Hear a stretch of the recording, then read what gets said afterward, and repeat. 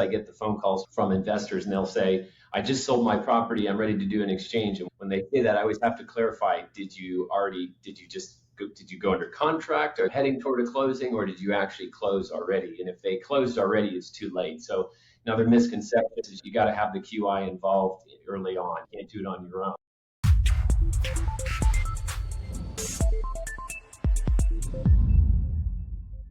Welcome back to the Falls Homefront, where Wichita Falls leads in North Texas real estate, business, and life. I'm Tim Lockhart, and today we're diving into a topic that can have a major impact on long-term wealth building for real estate investors: 1031 exchanges and strategic tax planning. A lot of investors understand how to buy and sell property, but far fewer truly understand how to preserve wealth, defer taxes legally, and position themselves for long-term portfolio growth. That's where today's guests come in.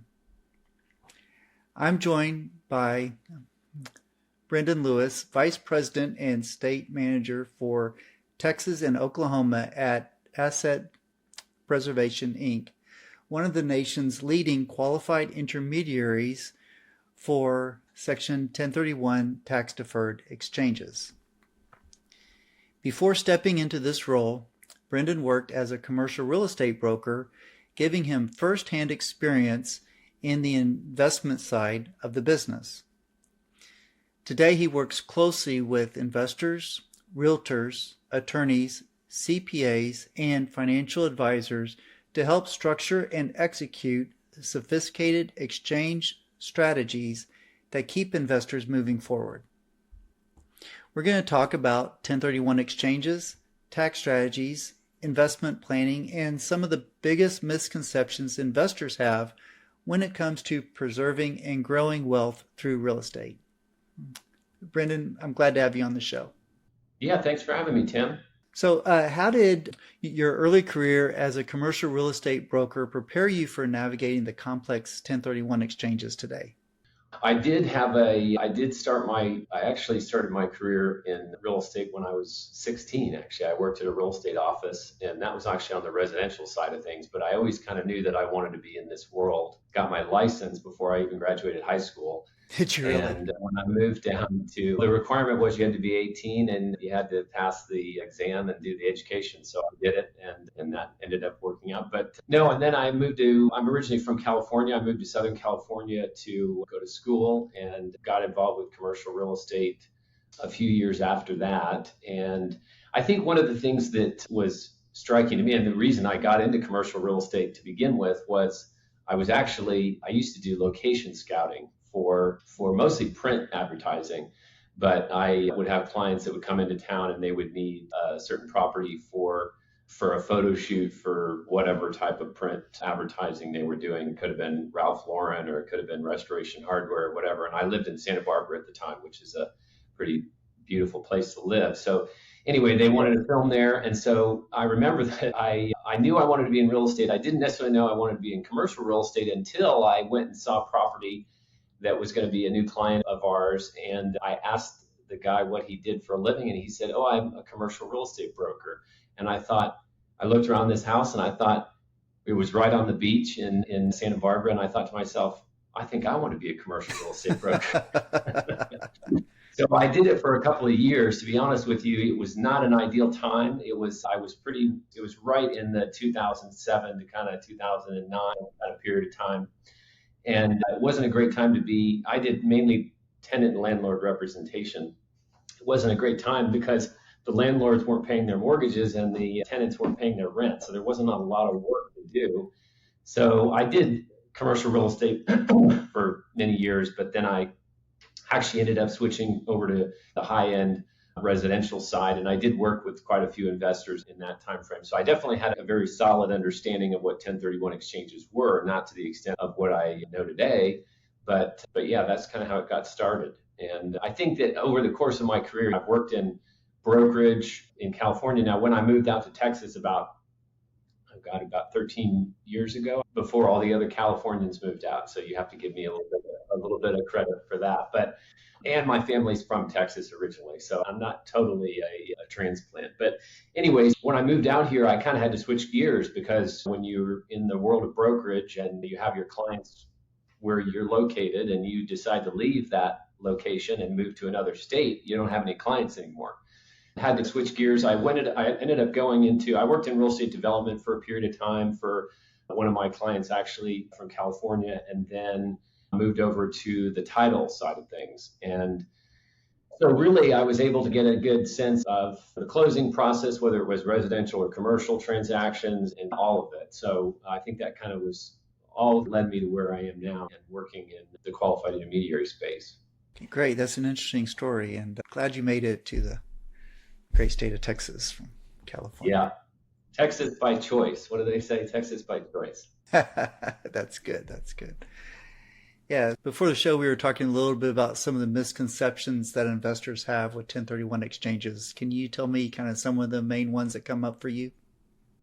Oh gosh, there's a ton. I think because this is something it's a pretty niche part of the tax code, but I think anybody that's involved in real estate needs to know about it, right? If anybody's an investor, certainly they should, or even business use property owners should know about it. But some of the biggest ones would be that it's a tax avoidance type of situation. It's a tax deferral. So it's not a tax-free transaction, it's a deferral. A couple of the other things is that you don't need a QI involved. Technically, you don't. A disinterested party could act as the QI, but you really want to go to work. You really want to work with a company that has a track record of doing this and can guide you through the process.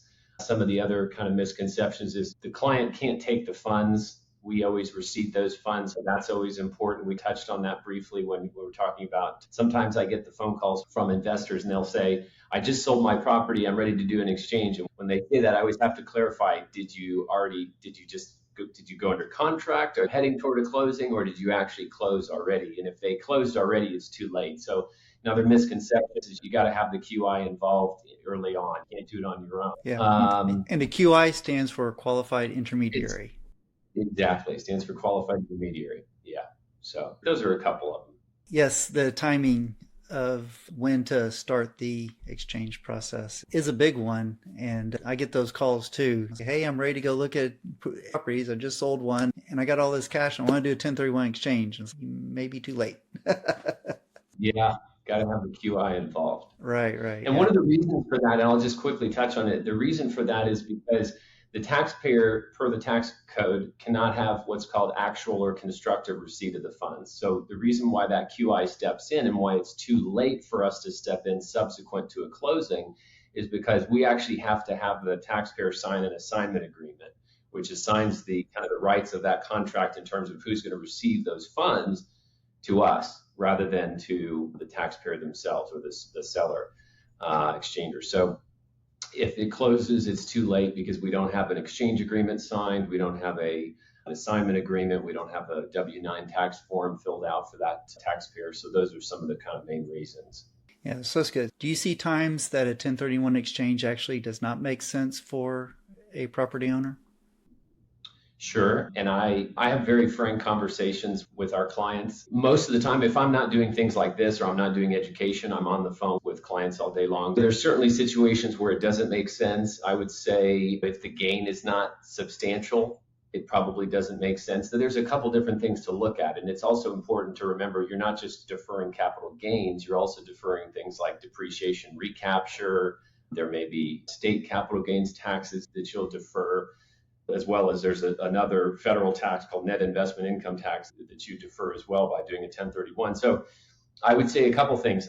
One of the first things I inquire about is what's your basis? What's your adjusted basis in this property? If your adjusted basis is $900,000 and you're selling the property for $1 million, that $100,000 tax, $100,000 gain, subsequent liability that you're going to have on that, is that make sense to just write a check and pay the taxes? Or do you really want to defer? There's definitely scenarios where it doesn't make sense. Also, there's situations where you may not have a significant gain in the property, but the property's been held for so long that the depreciation recapture is such that you're gonna have a hefty tax bill in that regard. And so it may be fully depreciated. Maybe it just was may have been a bad asset. It didn't increase in value like you had anticipated it would. And so those situations still might make sense to do an exchange. But again, we go through that with our clients and when we're having those kind of early conversations. And if it doesn't make sense, I would rather tell them and they'll come back around the next time. Yeah, so doing the 1031 exchange, there's some critical dates that the investors need to keep in mind. Can you walk us through those? Yeah, absolutely. One of the things that these exchanges have been around for over 100 years. 1921 is when they first came onto the scene, but they've changed over time. And how we know them today, there's pretty strict timelines associated with completing the exchange. So from the close of that, what we call the relinquished property or the sale property, the taxpayer so if I was the taxpayer and I closed on my sale property today, tomorrow would be day one.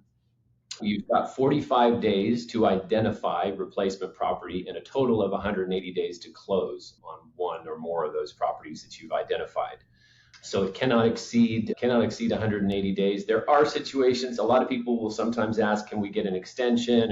You can't get an extension. The only time there's extensions that are given would be in the instance of a federally declared disaster, and those do happen. Certainly, we've seen them in the last couple of years, the fires in Hawaii and in California and COVID and all sorts of things like that throughout the country. But the federal government puts those out and we send them to our clients as well so that they make sure that they're in the loop on those extensions. But otherwise, the timelines are rather strict. So you've got that first 45 days to identify.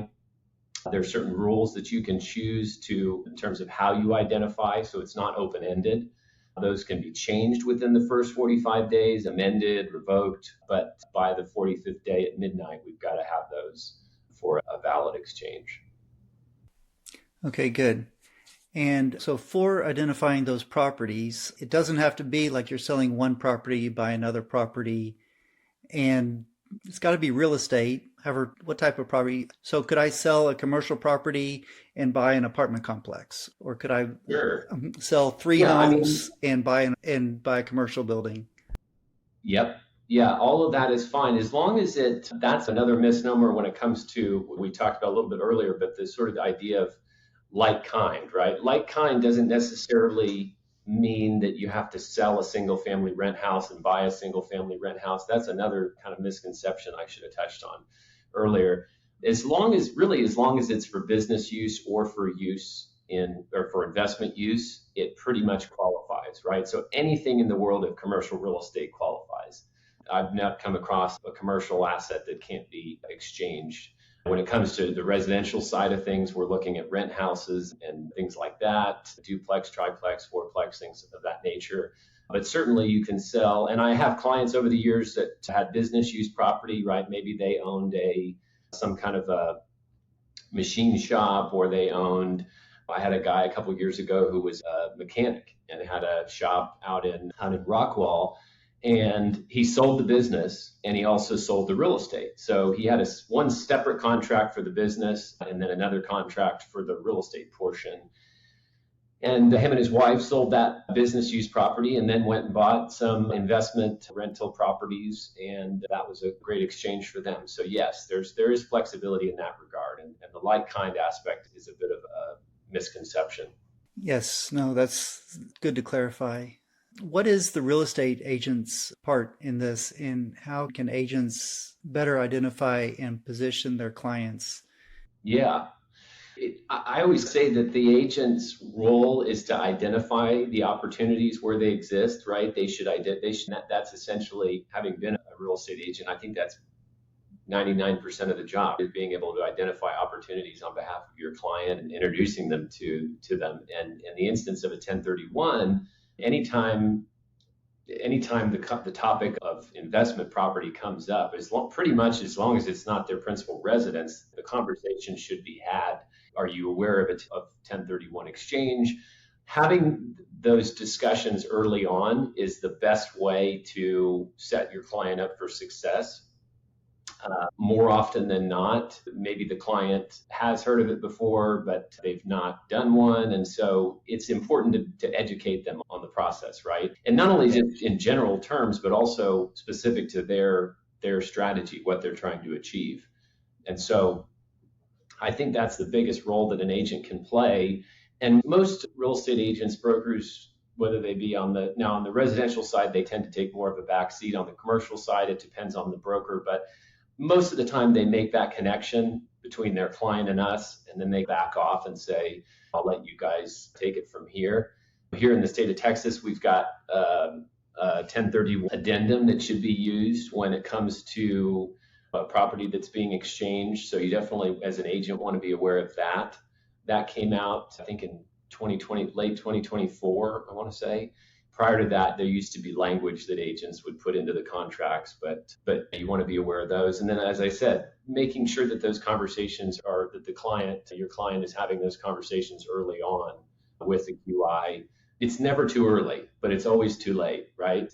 I'll talk to people and they may not even be listing for another 6 months, and they think that they're bothering me or that it's never a bother. Because I definitely would rather that than the alternative, which is that they call me 2 days after they close and say they want to do an exchange. Absolutely. Yeah. So speaking of that, if there is a property owner that is thinking about selling, where do they start with the process? Do they call you? Do they call a real estate agent? Do they call the title company? I think in terms of if we're talking about an investment property and the taxpayer exchanger client is thinking about selling, I think the first conversation they should be having is obviously they're going to engage their agent. They're going to get a sense of what the value, what the property's worth, and some sort of broker opinion. That's going to be important because it's kind of going to give them a sense of, all right, what can we sell this thing for, right? If they don't know that number, that's going to be difficult to plan in terms of what kind of tax liability you'd be looking at in any given transaction. So I think getting the opinion of the broker early on, and then certainly engaging us and certainly engaging their CPA in the conversation. I have quite a few clients who find it difficult to pin down their CPAs, and sometimes it's because of heading into tax season or whatever it might be. But we can certainly kind of help them vet this scenario and give our opinion. We're not providing tax or legal advice, and my standpoint on things is always talk to your CPA about these matters. It doesn't have to be. Now, I find that a lot of clients, they'll come to me and I can give them certain questions that they can go and then bring to their CPA. And so that way they're speaking the same language. So that can be helpful rather than just approaching the CPA and saying, oh, we're thinking about doing an exchange. Surprisingly, there's a lot of tax advisors out there that will just tell the client to pay the taxes. And while that might be a good strategy for them, for the CPA, it's not always a great strategy for the client. And certainly if the client is anticipating on buying replacement property, investment type property, it would behoove them to do the exchange if it makes sense, right? So I think having those conversations with us early on and we can point them in the right direction sets them up for success going forward. Okay, that's great. What are you seeing right now as far as real estate investors choosing their replacement properties? Are you seeing any trends or anything going on in the market right now? Yeah, I would say I think that investors nowadays are falling into a couple different buckets, right? I think there's a lot of folks that I talk to, they want to go passive. And that could be based on what stage of life they're in.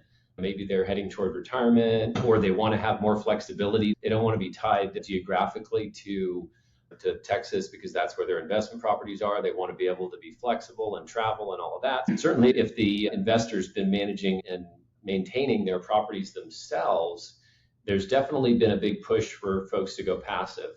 I think especially in Texas, we've seen the property tax situation is a little bit out of control. And so I think that there are a lot of folks that between property taxes and the other is insurance has been a huge kind of motivator for a lot of folks to just divest themselves out of their investment property. So for those reasons, there are definitely folks that are looking for passive options. And there are passive investments that do qualify under Section 1031, where statutory trusts, we can touch on that if you'd like, but Delaware statutory trusts are an option. They can buy mineral deeds in Texas. Those are a great passive investment that'll generate ongoing revenue stream. So yeah, I would say folks going passive. I think that the other aspect is that everybody's looking for a deal, right? If they don't want to go passive, they want to be very selective about what they're looking at and what they end up purchasing. And then I would say in that same kind of vein, a lot of folks are looking for value add. The prices have, gosh, even compared to when I moved here a little over a decade ago, I never thought that the growth was going to happen this quickly, but it did. And the prices, unfortunately, I think because of the low interest rate climate that we experienced for those few years, early 2020, that kind of screwed up pricing. And, properties were selling for a lot more than they probably were worth. And the demand was such that the market allowed it. I think that people are looking at alternative options, right? They're looking at buying land and building. I just literally 15 minutes before I jumped on here, I got a call from a client who said, hey, we're thinking about buying a lot and building an investment, a new home on it that we'll rent out. And it's a common conversation. People are just looking for different avenues to really make their dollars go as far as possible and not overpay for something or have huge carrying costs that they may not have the appetite for anymore. Yes, good. Before we started the show, we were talking about an event that is coming up. It's going to be in the middle of June. Could you tell us a little bit about that?